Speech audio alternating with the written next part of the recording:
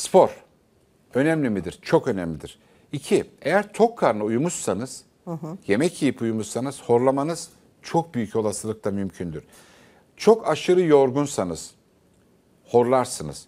Eğer alerji ilacı ya da uyku ilacı almışsanız horlarsınız. Niye? Çünkü alerji ilaçları, uyku ilaçları yumuşak damağı gevşetiyor. Çok yorgunsanız bu da yumuşaktan pelte gibi yapıyor yani. Hani diyoruz ya o kadar yorgundum ki pelte gibi uyudum.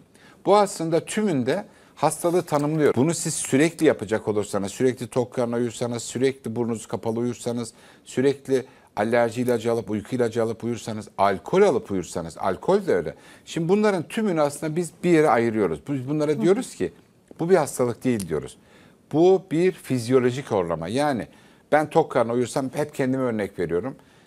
Tok karnına uyursam horlarım diyorum. Aşırı yorgunsam ve yorgun uyuyorsam horlarım. Peki ne yapmak gerekiyor aşırı? Biraz dinlenin diyorum. Yani yarım saat, bir saat uyumadan olabildiği kadar bir koltukta dinlenin. Sonra uykuya geçin. Alkol. Alkol almayın. Midenizde alkol varken ya da alkolün etkisi varken mümkünse uyumayın.